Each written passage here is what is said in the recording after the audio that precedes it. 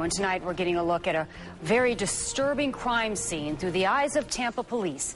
New documents in the case of a mother accused of killing her own children describe what officers encountered when they walked into that home.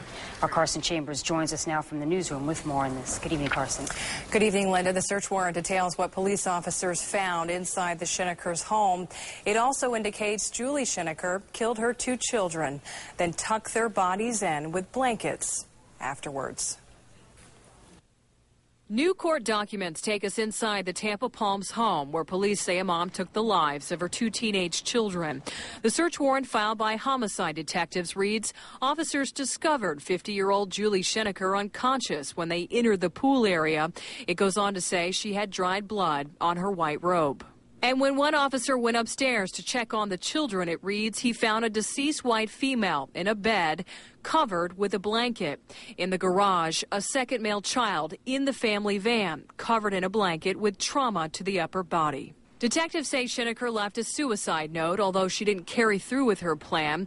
Along with the note, the search warrant shows police seized several items, including 5 bullets in a Smith & Wesson box, a Smith & Wesson instruction manual and medication, and 15 live bullets with 5 spent shell casings. If you just go out and get drunk and shoot someone, that can be a very tough defense. On the other hand, if it is the result of, say, prescription drugs that a psychiatrist has prescribed and there's an adverse reaction, then that can become a very defendable situation.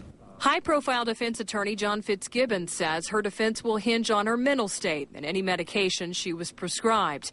Good Morning America spoke with a woman who had attended Alcoholics Anonymous meetings with Julie and her family.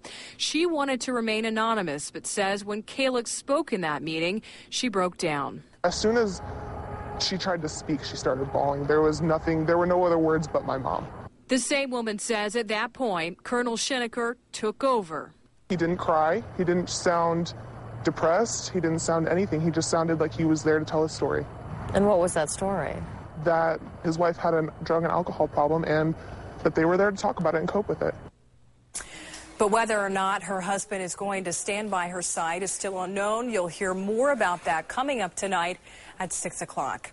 Live in the newsroom, I'm Carson Chambers, ABC Action News.